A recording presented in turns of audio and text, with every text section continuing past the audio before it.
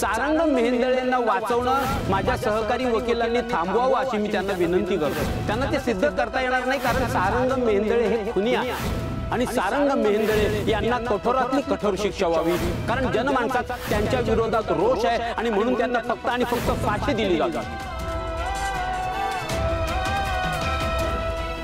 अहो काय झालं?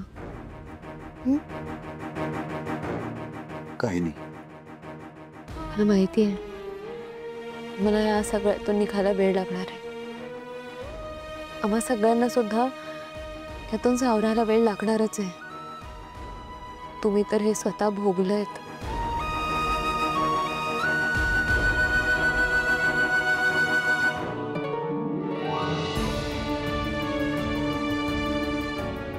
कधी कधी आपल्या आयुष्यात अशा गोष्टी अचानकपणे घडून जातात ना सावली, ज्या गोष्टींची आपल्याला कल्पना पण नसते। त्या गोष्टींना, त्या परिस्थितीला कसं सामोरं जायचं याचं ज्ञान पण नसतं।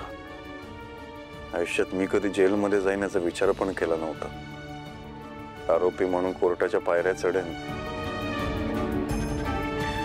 कधीच वाटलं नव्हतं मला। जेलमध्ये होतो ना मी, खूप भीती वाटायची सावली। असं वाटायचं आता इथून सुटणारच नाही मी। तुझ्यासोबत पाहिलेली सगळी स्वप्न कधीच पूर्ण नाही होणार। ते कोर्टातले दिवस, ते जेलमधली रात्र,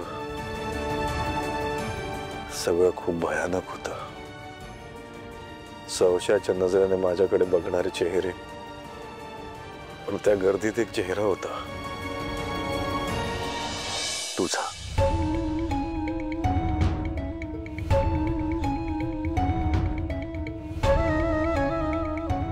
या जगात फक्त एक व्यक्ती होती, ती म्हणजे तू। तू होतीस म्हणून सगळं सहन करू शकलो। तू नसतीस ना, माझं काय झालं असतं नाही माहिती मला। आयुष्यभर ऋणी असेल मी तुझा।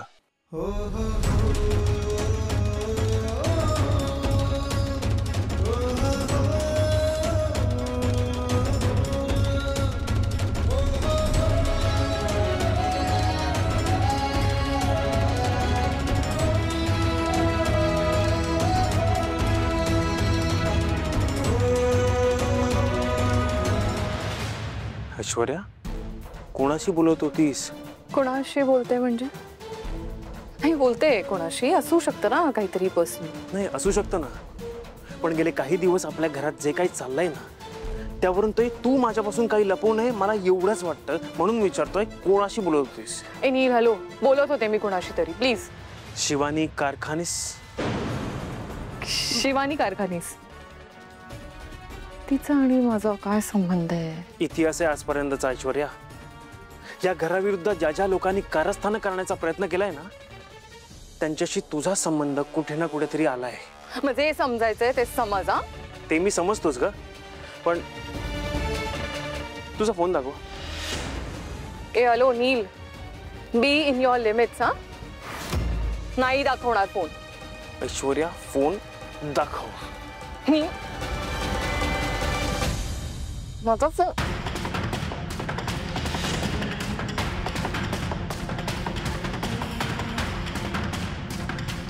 शिवानी कारखानीस? काय ऐश्वर्या, का आताच बोलीस ना त्या बाईशी माझा संबंध नाहीये? मग उगीच आरडाओरडा करायचा नाही, आवाज खाली ठेवायचा। आणि जर तू बघितलंच आहेस तर तुला बघून कळलं असेल ना की मी तिला फोन नाही केलाय, तिने मला केलाय। अरे काही असू दे ऐश्वर्या, तू खोटं बोललीस ना माझ्याशी? कारण तुला सुतावरून स्वर्ग गाठायची सवय आहे। एकदा का तू शिक्कामोर्तब केलास की मी घरभेदी आहे, तर तसंच वाटत राहणार सगळ्यांना। काल जे काही घडलं त्याबद्दल ती गिल्टी आहे, तिला वाईट वाटतंय, म्हणून तिने सॉरी म्हणायला फोन केलेला आणि तिला घरी येऊन सगळ्यांना सॉरी म्हणायचंय, स्पेशली सारंगला। गरज नाहीये ऐश्वर्या, तिचं ह्या घरात पाऊलही पडलं नाही पाहिजे, समजलं? I agree.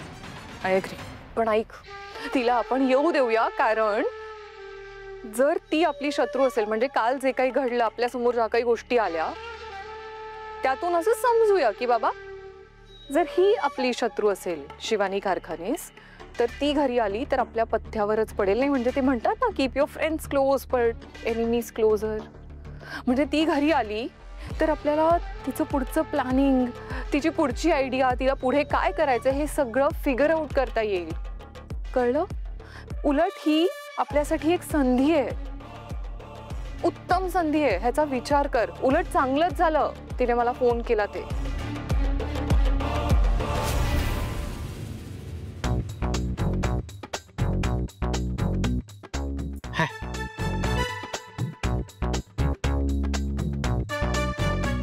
अरे अरे बबलू, काय करतोय? उगाच लुडबुड कशाला करतोयस? लुडबुड नाही करतोय, तुला मदत करतोय. अरे तू एवढी मला मदत करतेस, मग मी तुला नको करायला का मदत? त्याची काही गरज नाहीये. आणि गेले 4-5 दिवस मीच बघतीये ना सगळं. आणि आता तर मला सवयच करून घ्यावी लागणार आहे. मला पण नाही. म्हणजे असल्या कामाची सवय करून घ्यायला पाहिजे ना. पण काय नक्की विचार काय तुझा? विचार काय नाही, म्हणजे बायकानेच किचन मध्ये काम करायचं, या पुरुषाने पण मदत करायला पाहिजे की नाही? अरे वा वा वा, क्या बात आहे यार बबलू. आता ज्या मुलीला तुझ्यासारखा विचार करणारा नवरा मिळेल तिला तर भाग्यवानच म्हणायला पाहिजे नाही? बघ, सत्यवचन आहे. कोर्टाने त्या शिवानीवर इन्क्वायरी लावली आहे ना रे? बरंच केलं. मी तर बोलतो ना, तुला फटकेच दिलं पाहिजे. बघ ना, करतंय कोण आणि भोगावं कोणाला लागतंय? कर्माची फळं भोगते ती.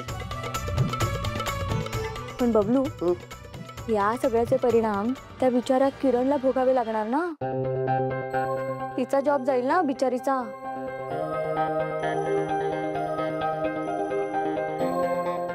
काय झालं बबलू, तू का थांबलास? तुझा जॉब नाही जाणार आहे. एक मिनिट, त्या किरणचा जॉब जाणार म्हणून तुला वाईट वाटतंय का? हा नाही, हा तसंच काहीतरी. मी घेऊन जातो हे बाहेर. अरे बिचारा. तुम्ही खूप खंबीर आहात. तुमच्यासारखं दुसरं कोणी असतं ना तर टकच खचून गेलं असतं. पण तुम्ही नाही खचलात. खरं तर जेव्हा गुंडांनी तुमच्यावर हल्ला केला तेव्हा तुमच्याकडे पळून जायची संधी होती, पण तुम्ही पळून नाही गेलात. उलट तुम्ही स्वतः कोर्टात आलात. तुम्हाला बळ दिलं सावली. असं काही नाही. जेव्हा जेव्हा मी संकटात असते